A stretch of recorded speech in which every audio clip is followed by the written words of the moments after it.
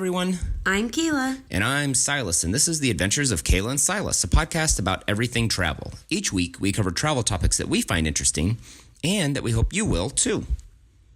So, this week, we have a guest all the way from India. Chandrima, welcome to the show.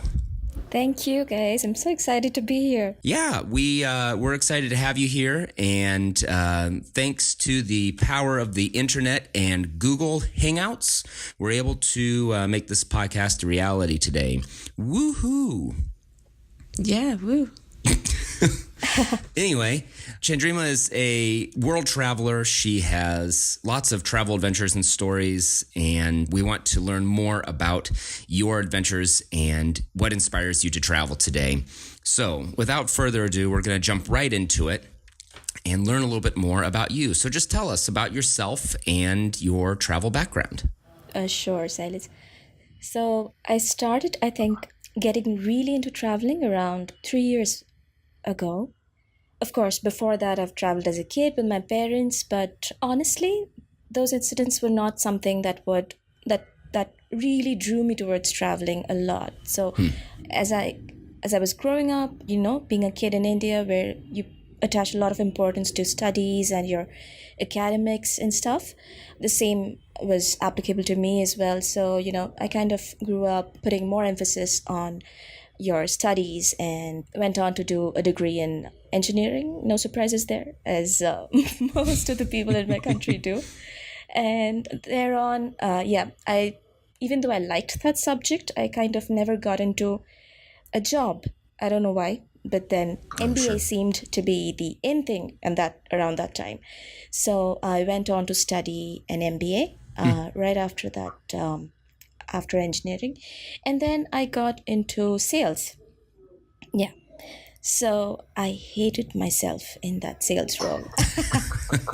Sales jobs are super draining for sure. No, and as a person, I'm an introvert. So it's so difficult to talk to people I don't know.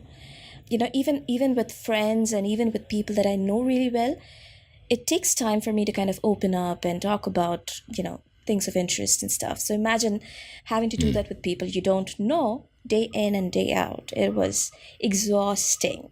Oh, I bet. I hear you. Surprisingly, I was pretty good at it. But honestly, I didn't feel good about doing it though. I mean, I've seen salespeople who really, really get a kick out of closing a sale and getting that big win. But for me, it was like I used to just heave a sigh of relief once something is done. I'm like, okay, done, dusted. Yeah. So I wasn't really enjoying it, and I thought I would be better at customer support. So I moved on to a role in customer support afterwards. I was enjoying it definitely more than sales. And honestly, I was working with one of the best companies in the world who really, really used to pamper us. Like, it pampers all its employees. But I had everything. But then something was amiss. As in, I realized, I don't know, is this something that I want to do for the rest of my life? And I wasn't sure, and I wasn't not even too keen at to continue that for the rest of my life. But the biggest thing that this company gave to me was the opportunity to travel, and that's how I kind of developed the love for it. So the first time that I actually ventured out on my own was for a training, and they sent me to Singapore. So this was around, I think, 3 years back. Yeah. And that was like my first solo travel experience at the first time. And something weird happened when I was out there.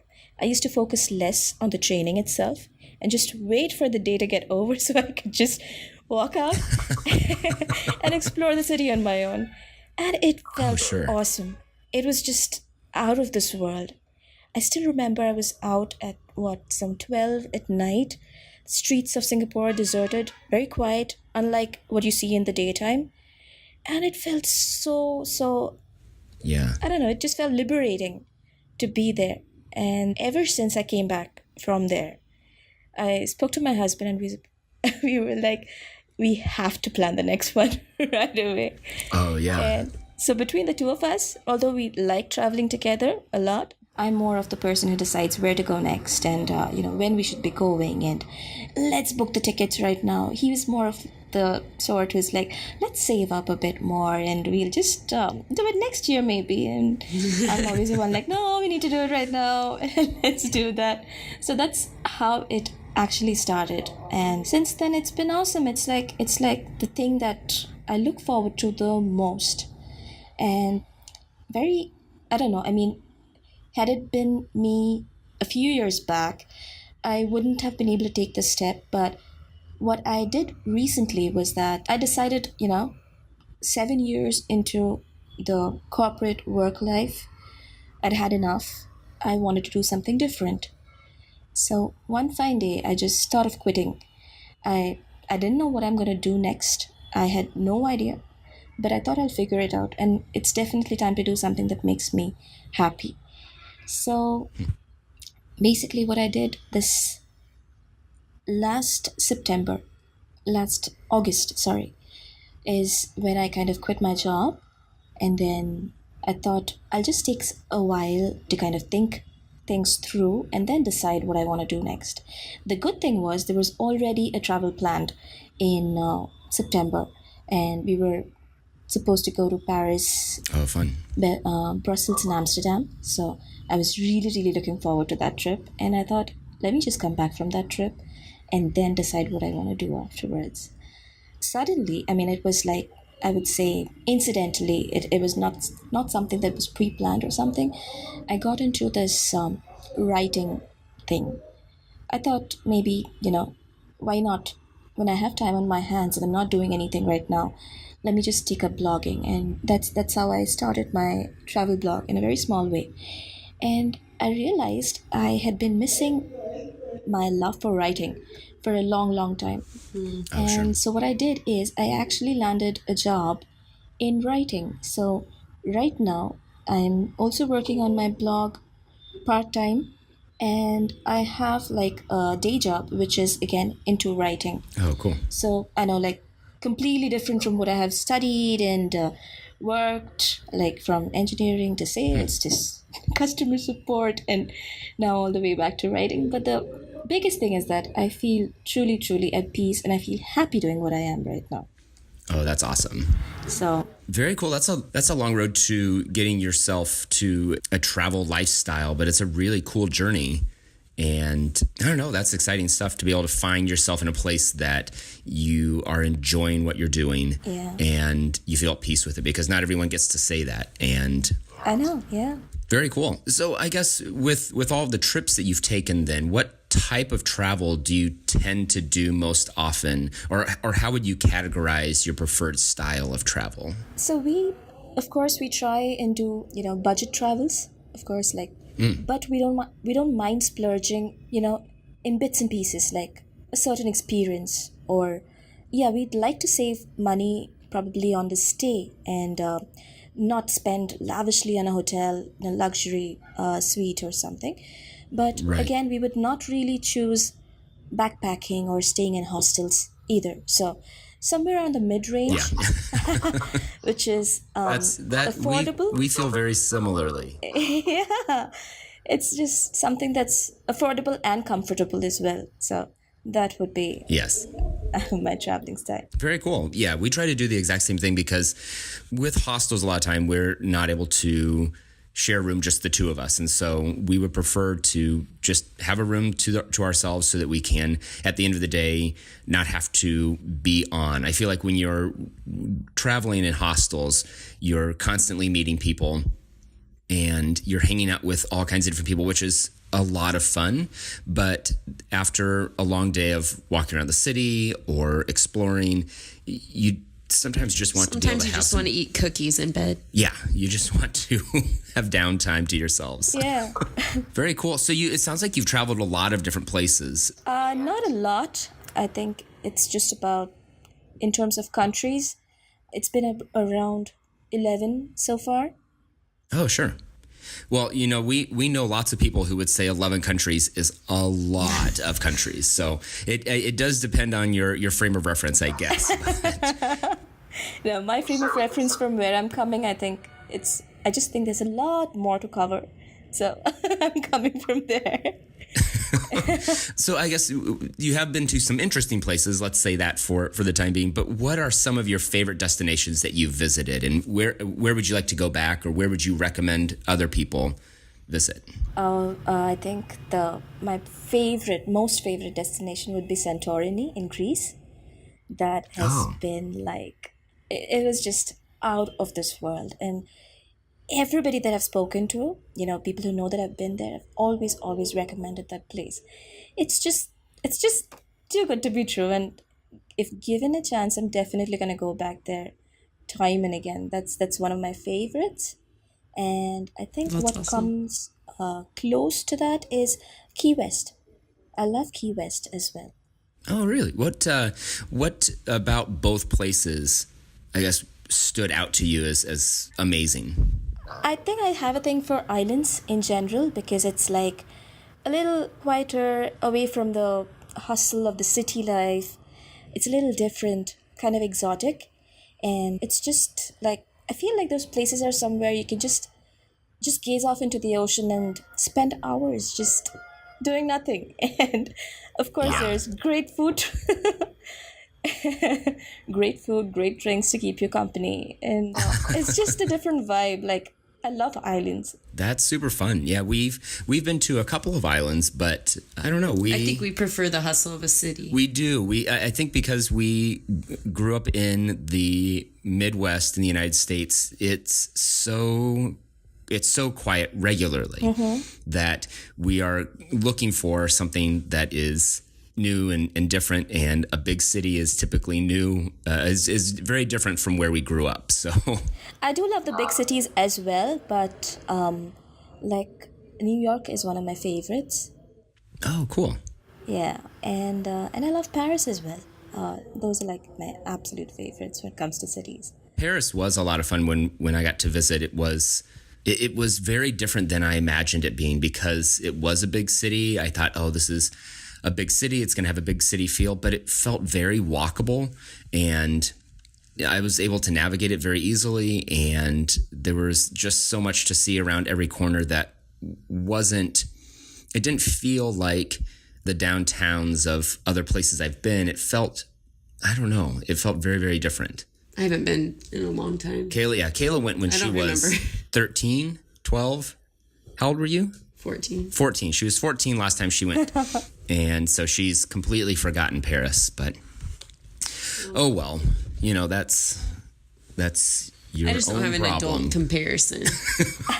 So the interesting thing about New York was, the time that we went there, it was the same time when the blizzard, it hit New York around that time. Oh, wow. Yeah. And that was like a bizarre experience of my life.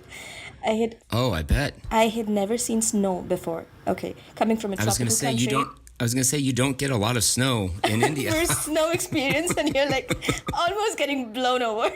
So, it was pretty freaky, Man. but also fun. Your first experience with snow is a blizzard. Yeah, crazy. And then I think there was this one entire day that we were at home, and we couldn't venture out at all. But just made my way down. Like I was staying with a friend in New Jersey, and we just went downstairs to near the porch and kind of got down into the snow to get a feel of what it is like outside. Oh, fun. It was That's awesome. crazy. It's more fun to play in the snow when it's not quite that cold or windy. Oh, yeah. And the fun part was the day after, actually, when the storm was over. And I still had to go out because, I'm on a schedule, right? I need to see the city. Right. Yeah. So both me and my friend, we venture out. And the slush is there, like, everywhere. And our boots have gotten wet. I did not have snow boots with me. I wasn't prepared for it at all. Oh. And that the icy cold water biting into my toes. And every 10 minutes we were walking and then getting into some store or some place where we could just warm our feet for a while and then come back into the icy cold water again. It was Oh my gosh. hilarious. But yeah, it was fun. Really, really fun. That does sound, it sounds like a good memory, but not something that was fun in the moment for sure. You'll have to come back in the summer. Yeah, come back when it's not so cold there. Yeah. So you've kind of touched on it, but if you could just talk a little bit more about what you love most about travel. I think the best thing about traveling is, you get to see how people in a different part of the world live, like a different culture, and how different it is from yours. And you get to learn a lot, I think, from that. It's just about like just gives you a lot of exposure, and you kind of feel like your problems and your worries, they're just like a tiny speck in the vast ocean out there, and you just kind of feel insignificant compared to the world out there. Like there's so much more to it. I just cannot keep on cribbing about I didn't get something, or like I had a tiff with my friend or something or the other. But it's just like there's so much more to life than just petty issues. So I think that's the best part about traveling. Absolutely. No, that's something that we talk about regularly, that we wish more people had the opportunity to travel and see other cultures and see different parts of the world, because it really does help to put things in perspective and gives you a better understanding of what really is important. And it helps to eliminate biases. Yeah. And I'm going to look it up. There's a good quote from Mark Twain. I'm gonna look it up, because otherwise I'm gonna ruin the whole thing. But Kayla, what do you agree? You and I talk about this a lot. Oh, yeah, and now I talk. Now it's your turn. Get in there, Kayla. Don't be afraid. The water's good. One of the most important parts of travel is this idea of debunking myths about different people in the world, that at the end of the day, if you walk into a supermarket in Europe or in Asia or in South America, you'll be interested to read the labels on the packages or see how food might be different, but there's still going to be pretty much the same stuff at the supermarket.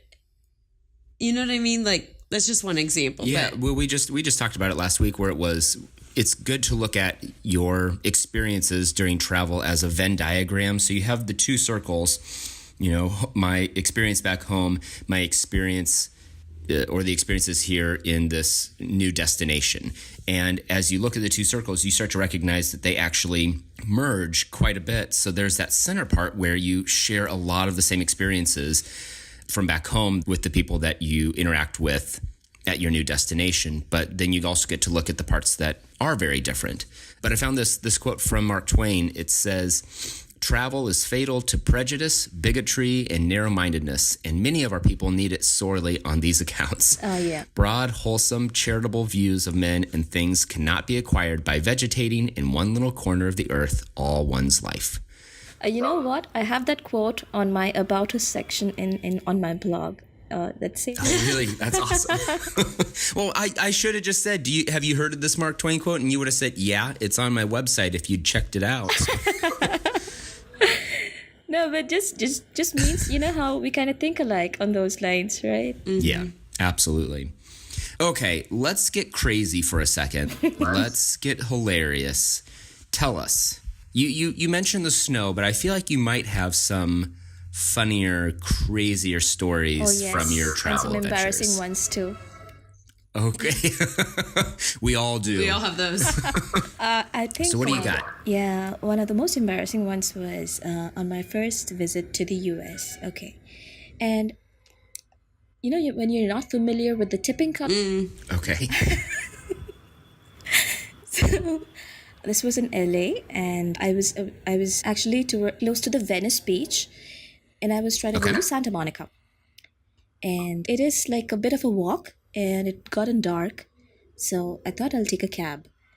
And there was this nice cab driver standing right there. And when I walked up to him, he said that, if you go alone, it's a short distance, it's going to cost you quite an amount of money, but there was this another lady who wants to go in the same direction. So why don't you two share the ride, and you can just pay me about, just half the fare. So that sounded good. Sure. Yeah. So we both got up, and I remember, I think the fare was 9.15. Yes, $9.15. And when I was supposed to get down. So I handed him a $10 bill. And then I kept waiting in the cab.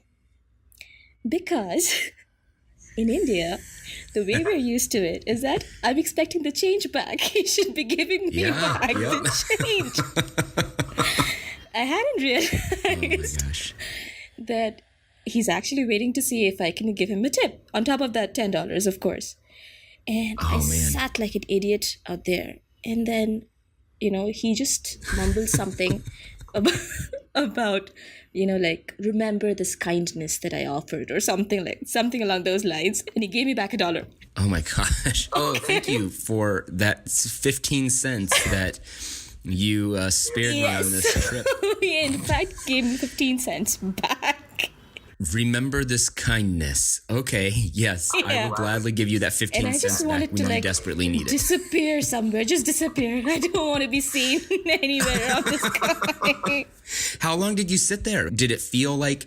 It was did it feel like minute, hours, or was it just probably a minute? And I was wondering, why isn't he giving back my change? And what is going on? What is going on? And probably he must have been thinking the same thing. Why isn't she getting off? And why isn't she? Yeah, she already gave me money. Is she going to give me more money? Is she just... what's she waiting for? Oh, man. That's too funny. To be fair, where we grew up, there's no taxis. Oh, so we're also bad at, taxi tipping in the U.S. When I first got to... I think the first taxi that I ever took was when I was studying abroad in college.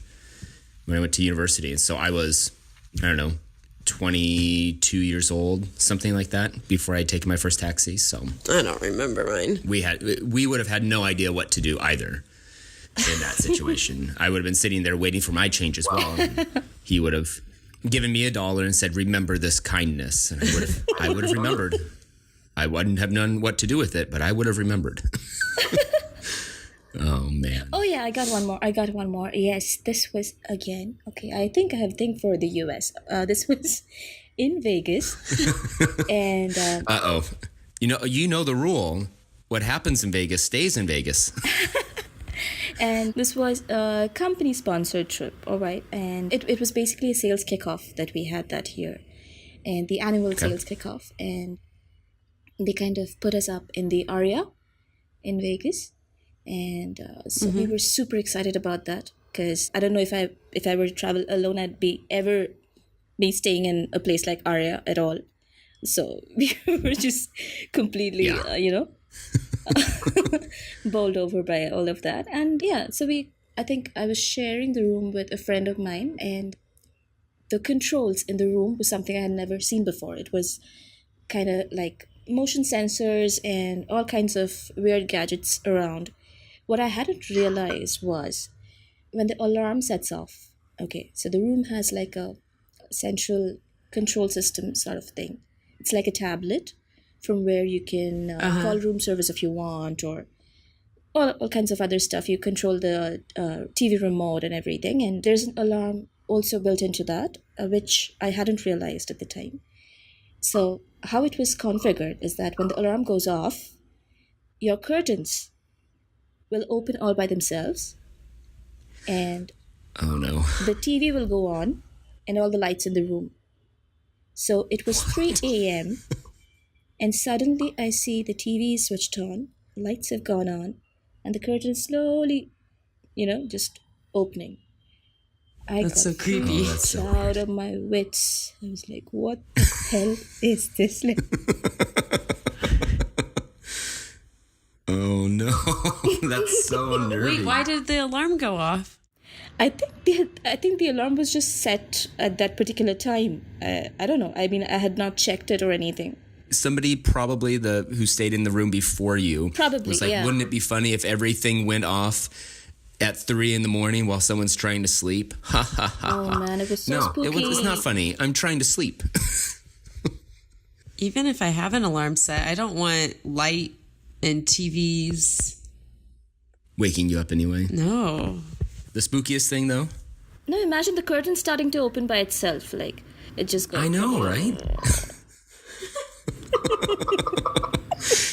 I would have just held myself under the covers, like with the covers right up under my nose so that I could look around to make sure that nothing else was going to happen. I probably would have stayed in bed for like another 15 minutes just waiting to see if the poltergeist was going to come out of the television or, you know, like the movie The Ring or something.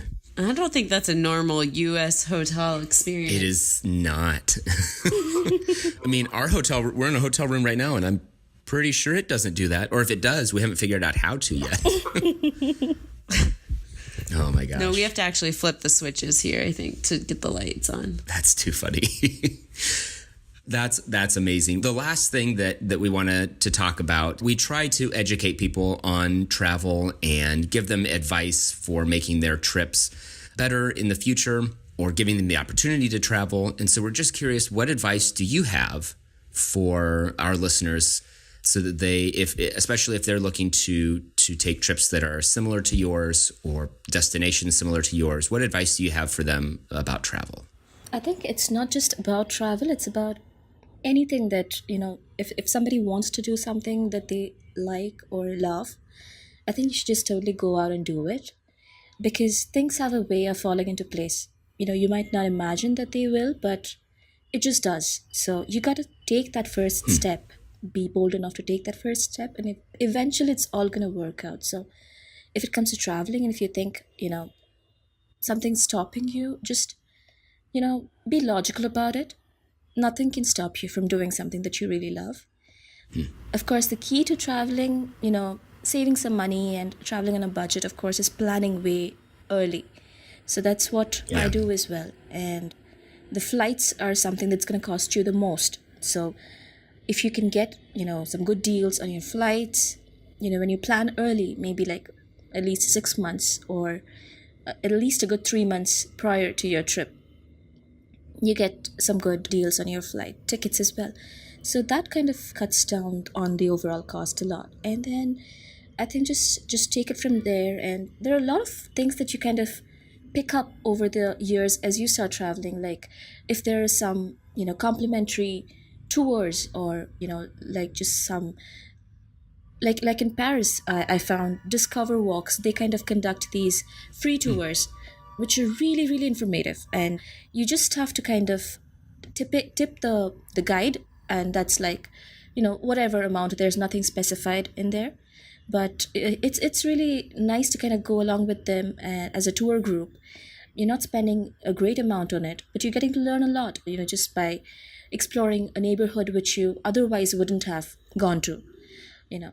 So I think if you just look at those little things of planning well, then, you know, you can definitely do what you want. That's great advice. That is great advice. Super motivational. I would try and recap it, but you said it better than I would have. So that's very, very cool. I feel like she and I are kindred spirits. I think so. I think so. Kayla loves planning and is very much of the mindset that if you believe that you can go do something, you can just go do something. And she doesn't let a lot of things get in her way, which sometimes I refer to her as a tour de force or a tornado or a Hurricane Kayla or something. She doesn't stop. And it's very scary. I was actually telling my husband about you guys, like your plan for visiting Latin America for a year, I guess. Yeah, I was telling him about that, and I was like, look, these guys are planning an entire year. Can you imagine? Like, we are still trying to imagine it. We're still trying to imagine. It's it's intimidating, but we just knew that if we didn't take the opportunity, if we didn't make the opportunity for ourselves to do this now, that it wasn't going to be a possibility for us, you know, a year or two down the road or 3 years down the road. Life tends to get in the way if you let it. Yeah. And so right now we're trying to make this a priority. So yeah, stay tuned for more information on that. Because that'll be crazy. I think we've already changed the route. Yeah, we were going to start in Chile and go north, but now I think we're starting in Mexico and going south. Oh. We'll see. Okay. Who knows? The day before, we might just start right in the middle and then do like a big circle, concentric circles until they get larger and larger. Yeah, spiral. That's the word I'm looking for. And it gets larger and larger, and we'll just, cover a lot more ground that way. It'll take longer, but we will cover more ground. That is amazing. I don't think that's how South America looks. And that's our show. As always, we ask that you leave any questions you have in the comments section below, or if you have a specific question, feel free to email us directly or connect with us on social media. Our email address is kaylaandsilas@gmail.com. Plus, we'll be adding information so you can get in touch with Chandrima in the show notes as well. You are on Facebook, Twitter, Yes. Instagram, Yes, all of them. and you have a blog. And where else are you at? Pinterest. Perfect. We will include links to all of those things so that you can follow her adventures as well. Once again, I'm Kayla. and I'm Silas, wishing you luck with your upcoming adventures.